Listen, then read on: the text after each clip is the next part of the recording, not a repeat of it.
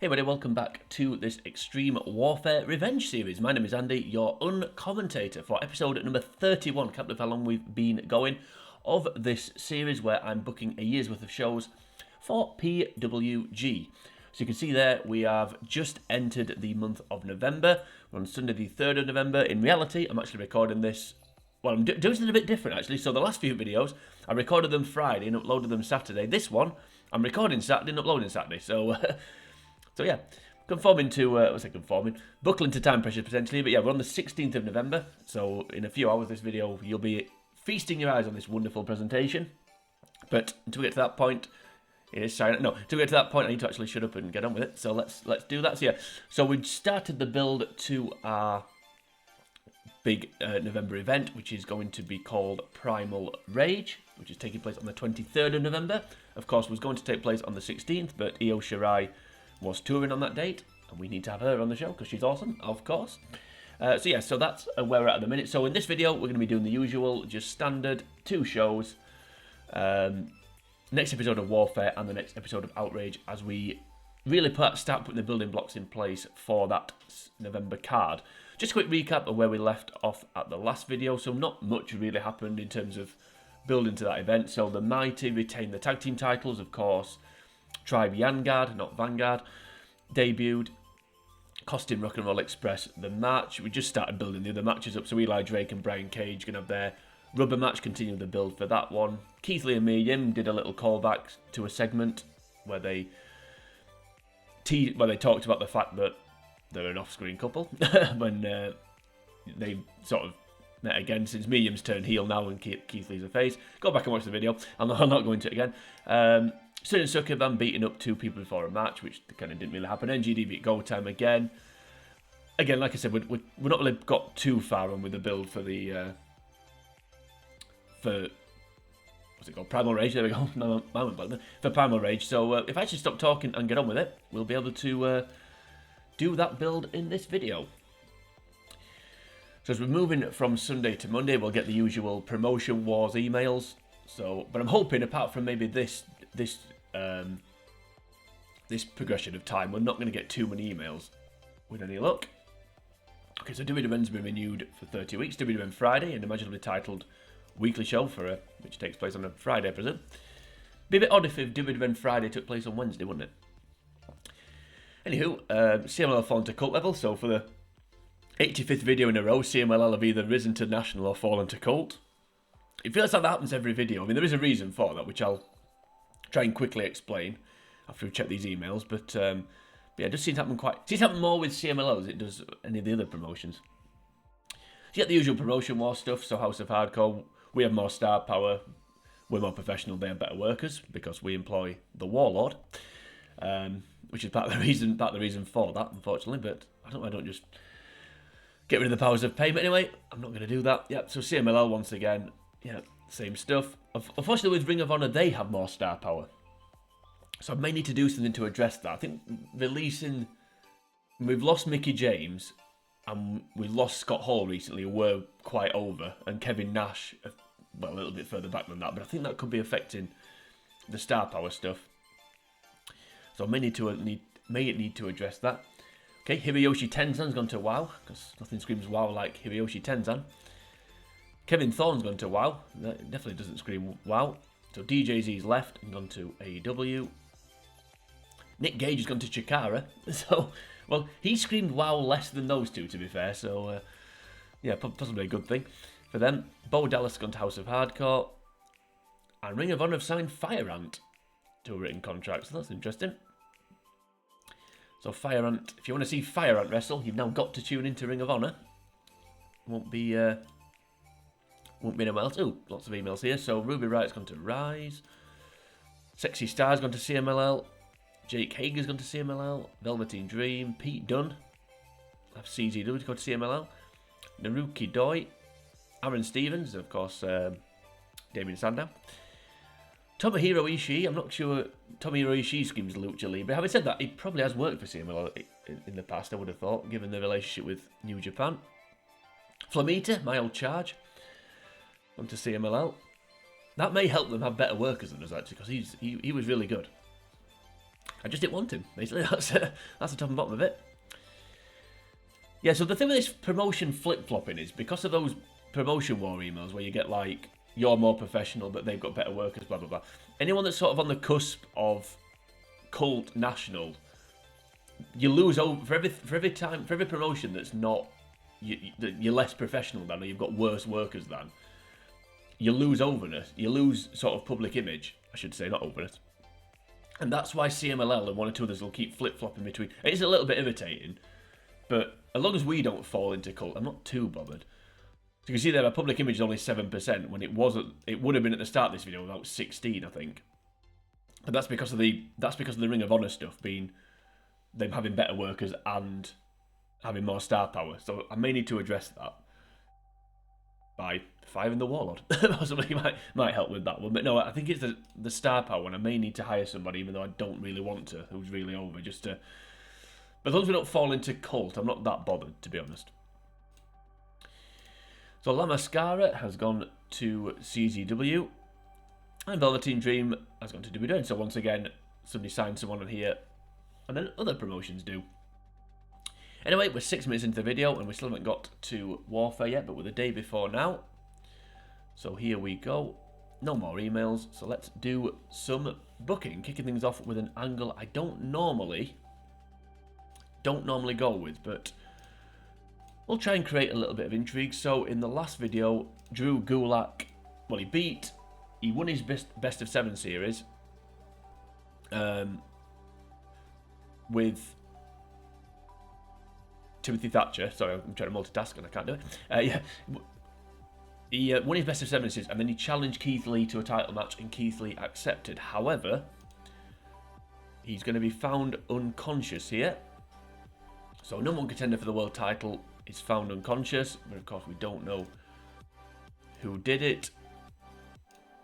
And then we're going to move straight into a match, and it's going to be a tag team match player. It's going to be the newfangled team of Octagon and Chris Sabin, who I just threw together randomly, and turns out they're quite good. And they're going to take on the Totem Towers, Killian Dane and Alexander Wolf. And they are, apologies for the cough there, and they are going to lose. So it's going to be Killian Dane. He's going to pin Chris Sabin, not Octagon, this time. And Congo Kong is going to cost them the match. There is a point to this.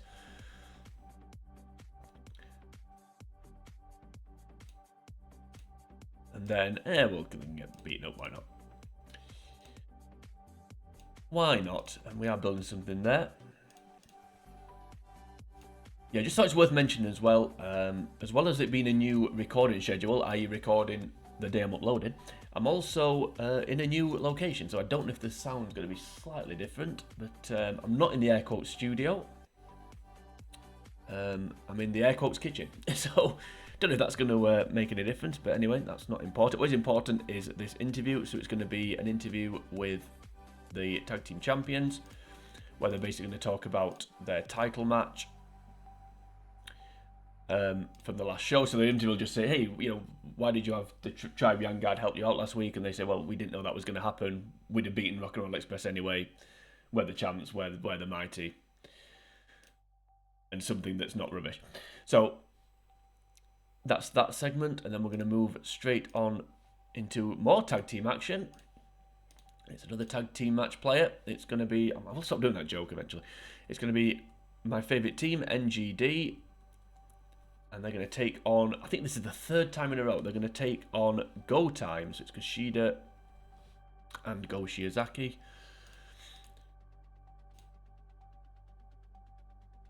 And for the third, I think this is the 3rd match. It's at least the 2nd. But once again, NGD are going to get the win. When El Cuatrero pins Kushida. And this time, it's going to be because of opponent miscommunication, but they're not going to argue after the match. But there is a point to this. It's not just we need to fill up a TV segment, so let's just shove a tag team match in. I feel like I put more focus on the tag division recently. I think it's because a few people that were due to leave the promotion have now left. So, Scott Hall's gone, as I said earlier. Mickey James is gone. I suppose Kevin Nash had already gone, but yeah, I don't know. Just people that were here for the short. Oh yeah, Chavo Guerrero and Flamita, they've gone. So people that were here for this kind of short term have now gone basically. So the more permanent full time people can take centre stage, if you like. Anyway, so this segment here, it's going to be Keith Lee, and he's going to basically accuse Congo Kong of attacking Drew Gulak, and he'll say, well, if you wanted a title shot, you didn't, all you had to do was come to my face, blah blah blah blah blah, and Congo Kong will turn around and say, well, I didn't attack him. I don't believe me. I don't care if you don't believe me. I didn't attack him, and if I wanted to take you out, I thought I'll take him out. I'd do it to his face or whatever. I wouldn't attack him from behind. So Keith Lee accuses Congo Kong because obviously Congo Kong, the last champion, and he'll mention that Congo Kong wasn't with the Totem Towers for their tag team match at the start of the show. He joined. He ran in later on. So he's accused. So he's got a motive, and yeah. So Keith Lee's accusing Congo Kong of assaulting Gulak. So, is it going to be him? I guess we'll find out. Stay tuned to find out. What a tease. And then another significant angle coming up next, because we're going to do a big return that's not really a big return, but hopefully it'll feel like one. So it's going to be a face turn. I don't know why some say face, some of these angles, some say face turn, and then some say singles face turn, which is slightly irritating. Anyway, it's going to be a singles face turn, which is different to a face turn. And it's going to be Shanna who's going to turn face. So Shanna, if you're a long-term viewer of the series, remember, was the first women's champion. And I mean, it's going to be Io Shirai that she's going to be challenging, but we'll put Katrina, because Katrina will be the one holding the microphone. So yeah, so Shanna will come out, and basically, Katrina will come out and say, Io's beaten everybody, that loser Diana Perazzo and everybody else, blah blah blah blah blah. There's no one left to challenge. And then Shanna will come out and say, hey, remember me? I never got my rematch for the women's title, which she didn't. In fact, to be honest with you, I didn't actually, I didn't consciously do this, but I think since she lost the title, she's never actually appeared on, I've never actually booked her again since she lost the title, and that wasn't conscious. And then when I realised I'd done it, it became conscious, and then I thought, well, I'll keep her off, and then we'll bring her back as a big sort of face turn. And hopefully that'll be a cool way to reintroduce her. But yeah, as I said, she could say she never got a rematch for the title, which is true, she didn't. I don't think. I'm struggling to remember now. I don't think she did. But anyway, yeah, so that's how she turns face. So that sets up that title match.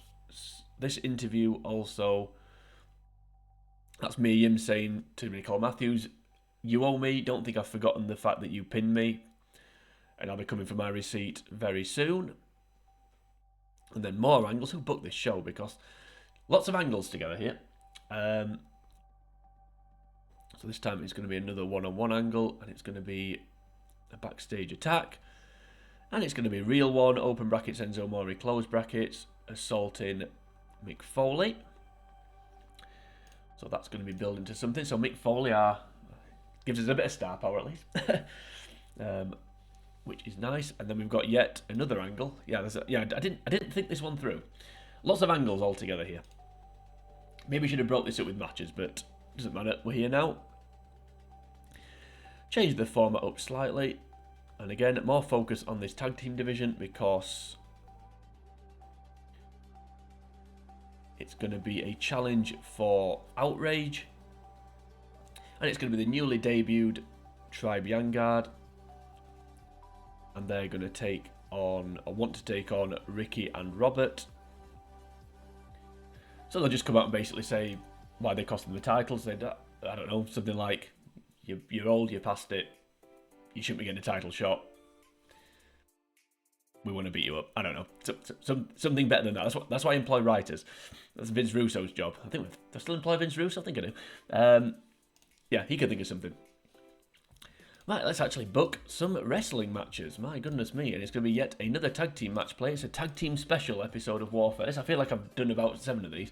But, yeah, very much into the sort of Japanese booking, where, I mean, Cyril will correct me if I'm wrong here, whether this happens or not, but I feel like on Japanese wrestling, they book a lot of tag team matches. This is definitely what happens in Stardom. They book a lot of tag team matches.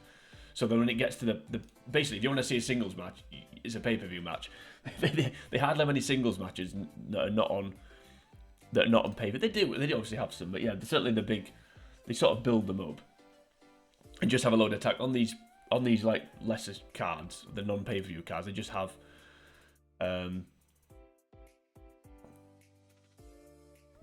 sort of 8-woman, 6-woman normal tag team matches or whatever, basically. And I feel like that's how I book a little bit, only I just tend to have normal tag team matches. Anywho, right, so Barbie Hayden and Jessie Brooks will team up here. So Jessie Brooks beat Tennille Dashwood in the last, episode of Outrage, in the last video, so now they're going to team up. That's going to put them in a tag team match, because Barbie Hayden helped Jessie Brooks win. So we'll stick them in a tag team match. No aftermath, but of course building up. We need to keep the little rival between Barbie Hayden and Tennille Dashwood going. So I need to try and get Barbie Hayden over, and not just because we need more star power. And then just the main event. So yet again, for the 4th match in a row, it's a tag team match player. In fact, going back to the main event of the last show was a tag team match. What was it? So it's good to argue this is the 5th tag team match in a row. This one is going to be slightly different, so it's going to be Keith Lee and, in fact, you can come out second, why not? It's going to be Timothy Thatcher and Dominik Dijakovic taking on Bandido and Keith Lee, the world champion. And we're going to give Thatcher the win. Thatcher can beat Bandido, so we'll maybe have Dijak, the eternal enemies, of course, Dijak and Keith Lee. Maybe they can, I don't know, brawl to the back or something, leaving those two. And Thatcher ultimately gets the better of Bandido. And even though the heels will give them a clean win, with no aftermath. And again, that's just building something up, which I'll get back to shortly. Right, so that's the show. Not as good as I was thinking, I thought it was when I wrote it, but yeah, maybe I should have broken those angles and tag matches up, but it doesn't matter. I wanted the return of Shanna and the attack on Gulak to kind of be the focus, so rather than the actual matches. Anyway, it doesn't matter what I think, it matters what Scott Keith, I think, is the right to think. So let's see what he thinks. Okay, that's fair enough. We'll take that. Yep, I was hoping that was going to be a little bit better actually, but not bad. 78% quality, so that's fair enough. Yep, that's fine. Yep, that's good. That's okay, we'll take that. Not much crowd reaction, but doesn't matter. Yeah, I was worried about that because the problem is Keith Lee and Kongo Kong are not that over, so putting not that charismatic, sorry. So putting them in angles can, yeah, that can happen. So that could have done with not happening really. Okay, so Shanna getting 7 points of overness altogether in that segment. So the Lord giveth, the Lord taketh away from Shanna and from Kongo Kong and giveth to Shanna. So fair enough. Yeah, so I had to change her gimmick.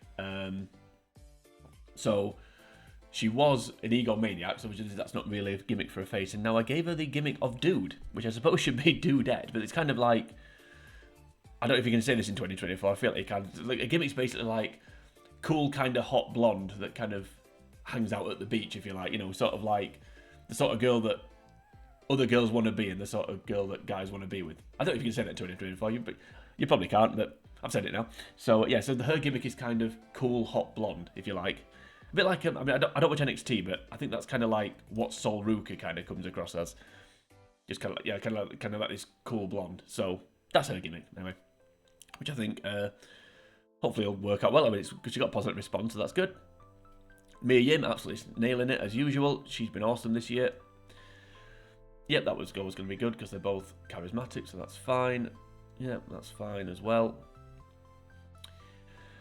That was a good match. Of course, the women absolutely nailing it because they're awesome. So that was decent. Yeah, I said the women's stuff on it's been really good. Like everything Mia Yim's been done's been awesome. Io Shirai's awesome, as we know. Yeah, Diana Perat. So every match that's involved the only real disappointment in the women's division really has been Asuka. I think her stuff could have been better, but Everybody else has been great. The highlights of the show, certainly, which is good. Right. Okay, so that was 72%. So we got. I like to get at least 70%. So we did. That's good. Unfortunately, 734 people turned up, which isn't good. Okay, more regular. So again, Octagon and Chris Sabin, and now Barbie Hayden and Jesse Brooks want to form tag teams, which is nice. And we're now just 1 day away from Warfare. So let's crack straight on with it. So Outrage, sorry. I don't like the fact I've got Outrage as a weekly show, and then the next pay-per-view is called Primal Rage, but I never planned on having 2 weekly shows, so that's part of the reason why. Whereas I always planned on having a pay-per-view called Primal Rage for hopefully obvious reasons. Anywho, speaking of Outrage, here we are at the day of the show. There's just one thing I need to do before we do the booking, and that is change the commentator. So we're kind of keeping the feud going between Mick Foley and Real One open brackets Enzo Amore close brackets. So the attack that happened on Warfare is now leading to Real One taking over from him on commentary. And of course, we would turn that into an angle. So I'm going to kick things off with said angle. I mean, you can't actually. There is an angle that says introduces guest commentator, as far as I'm aware. What we could do is just have. I mean, I'll have to just do it like this, but an arriving angle.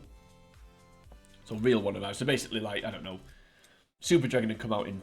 Super Dragon would, the show would start, Super Dragon would be in the ring, and he'd say something like, hey, due to the heinous attack on Mick Foley, we're going to need a new, on the last show, we're going to need a new commentator. So without any further ado, let me introduce you to tonight's colour commentator, and then Real One's music hits, and then he can cut a promo as he's walking out the ring saying why he's so much better than Mick Foley anyway, he should never have got that gig. Outrage, Outrage is his show, Outrage has been built on his back, blah blah blah blah blah, the usual stuff. And then he goes on to commentary, for the first match, which, to the surprise of absolutely no one, is another tag team match. And it's a match that was built up on the last show. So it's Ricky and Robert taking on the new team, BXB Hulk and Yamato. Don't know why I said it like that. Tribe Vanguard, not Vanguard. I'm sure that's wrong, but I'll keep saying it all the way through to the end of this series. And they are going to win. So we'll give BXB Hulk the win over Morton. Doesn't really matter. And we'll give him a clean win even though they're heels. So give him the win on their debut against... I mean, essentially they've proven themselves right. You're old and you can't go anymore. And then, yeah, they just beat them. But, you know, hey, whatever. Let's move on to the next segment, which is going to be a slightly significant segment, I guess. It's going to be another angle, and it's going to be another other angle. Okay, so this one, worker thanks another for help. So what would happen here is it's going to be Chris Sabin and Octagon. So what would happen here is Chris Sabin would say, you know, it's been great teaming with you these last few weeks. We've had some good matches. That pay-per-view match where we beat Super Dragon and Real One was great, but you know, I came here to be a singles worker. We lost our last match, and to be honest with you, like I said, I came here to be a singles worker. I don't really want to be in a tag team anymore. No disrespect, you're a legend, you're a legendary luchador, blah blah blah blah blah. But they basically agreed to split up, and Octagon says, "Yeah, no hard feelings, I understand." Shakes his hand, you know, see you down the road, sort of thing. So that kind of unofficially that officially ends their unofficial tag team, if you like. So Chris Sabin is now going to go and be a singles wrestler, and we're going to move on now to an interview. It's got the women in it, so it's going to be a great segment. It's going to be all of the Stunning Succuban, and they're going to criticise Deonna Purrazzo. So basically, what would happen here is they would say, hey, you know, we last week we beat up Deonna Purrazzo was due to face Hania, and we beat them both up, and yet Hania's back in action. Hania was back in action last Thursday, where have you, where are you, Jenna Parazzo? How come you're not back in action? Blah, blah, blah. Just kind of laying it on thick. But what would have happened in the segment where I booked where Stunin Sukeban attacked both Hania and Jenna Parazzo? Hania would have kind of sneaked out under the bottom rope or got thrown out the ring or something and ran off. And then Jenna Parazzo would have got beaten down. So in reality, Hania didn't really get beaten up, but obviously they're heels. They're going to twist the truth to make it fit their narrative. So again, just laying it on that Diana's weak and just burying her even more than she already has been in this angle, in this in this rivalry. But hey ho. Speaking of angles, we're going to have yet another one, and it's going to be a ambush angle. So it's going to be Wolf, Dane, and Kong. Not Kairi Sane. Lots of people beginning with K. Not Kairi Sane or Keith Lee, because he's going to get beaten up. So yeah, lots of K's in this angle, and Kairi's not one of them. Yep, so basically what happened here is, so that's just kind of revenge for the accusation from last week. So what would happen, Keithley would be in the ring, he'd call out Kongo Kong, say, I know it was you, beat Drew Gulak up. If you're not a coward, you'll come and face me. Kongo Kong will come out and say, well, I didn't beat him up, but I'm not a coward, I'll come and face you. They'd start fighting, Keithley would get the better of him, and then Wolf and Dane would run in through the crowd, and it'd eventually become 3-on-1. So that is that one, and then we're going to move on to a match. So as Keith Lee is getting helped backstage, Dijakovic's music had hit, and he'd walk past him on the ramp and just kind of sneer at him as he prepares for his match with Octagon. So again, I suppose I could have mentioned that in the segment earlier with Octagon and Chris Sabin, Octagon to say, well, I've got a match with Dijak tonight, don't, if you're going to come out, then don't bother, basically. I can handle this myself. And they agreed to just, stay out each other's way, basically. And here, Dijak wins. And we'll give him a clean win as well. No aftermath. And you know what? Let's try and put Dijak over. Let's try and get some of this star power back that we need. So Dijak beats Octagon. And then next up, another significant segment. I think there's been a lot of significant stuff happen in this. This has been quite an important couple of shows. You've had the face turn from Shanna. We've got that tag team split up. If you're interested in that, the Chris Sabin stuff. We've got Mia Yim and Nicole Matthews still going at it. So I think it's been quite significant, and there's going to be even more significance here because it's going to be a hype for a debut. So I have signed a new wrestler, and his name is Pac. So Pac is back. So if you may have remembered, if you've been watched this series for a long time, way back, I can't remember when it was now, maybe February or March time or whatever, we had a little bit of a Battle of Britain. So when I had Will Ospreay on the roster before he signed with Ring of Honor, he had a Battle of Britain match with Pac. Well, now we've signed Pac back, basically. So Pac is back would be the sort of tagline for this hype video. So yeah, or something that's not rubbish. So yeah, Pac is going to be returning. So we've signed him. So I signed him because I try and keep these debuts a surprise. So I signed him before recording this, so before the last show. So he's been sat there, since then basically. So yeah, and of course with a real one, open brackets, Enzo Amore, close brackets on commentary. Hopefully the nerds would be aware of the history between those two. About when Pac, when he was Neville, had to lose the Cruiserweight title to him. And when we get, and obviously I can't book this, but we'd get some kind of reaction about, Pat McAfee maybe on commentary saying, hey, how do you turn into real one? Saying, well, how do you feel about Pac coming into the company? I bet you can't wait for that one. And then real one kind of arrogantly dismissing it, or maybe even throwing his toys out the pram, saying, well, Super Dragon never told me about this. I bet this is Excalibur's signing, and blah blah blah blah blah, and kind of planting a seed there for something down the line. Obviously, like I said, I can't book that, but that is what would happen. 2 singles matches in a row, my goodness me. So more women involved, so it's Nicole Matthews and Tenille Dashwood. And this time, Tenille gets the win because of Mia Yim, which kind of rhymes. And then guess what happens after that? And if you said Barbie Hayden runs in for the save, congratulations, you are a winner. So again, just kind of crossing the streams there with those two feuds, just kind of keeping them both going.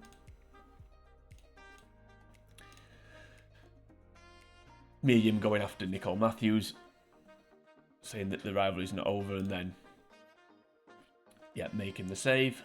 Barbie Hayden, so like I keep saying, crossing the streams.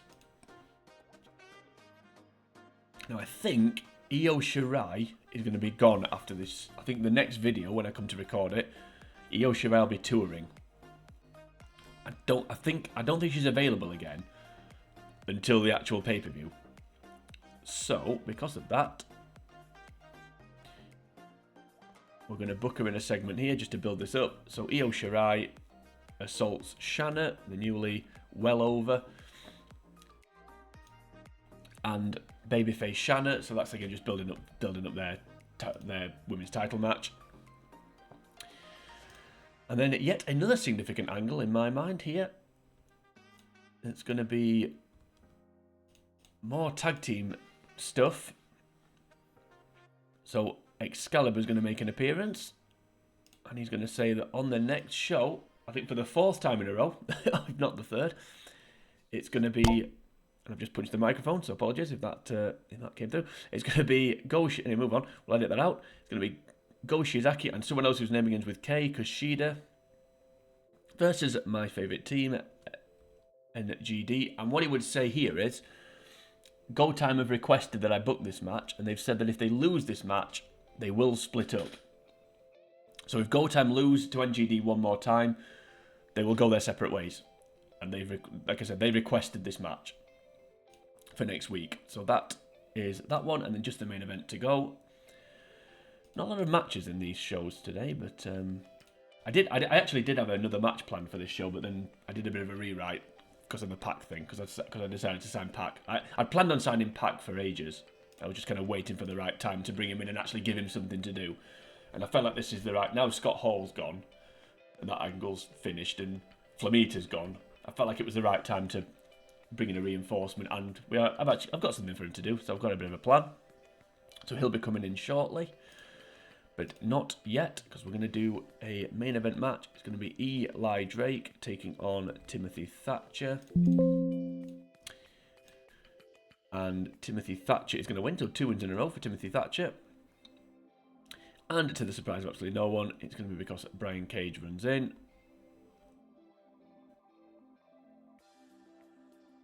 I'll not bother with any aftermath, and that's obviously just to keep the build going to the Brian Cage Eli Drake match at Primal Rage. Right, so that is the show. We're good to go. Will it be good or will it blow? Let's see. Yep, that was always going to be good. That's fine. I'm hoping this is going to be slightly better than the episode of Warfare, but we shall find out shortly. Yep, that was a good match, as I was expecting. Because I think Tribe Yangard's teamwork is quite high.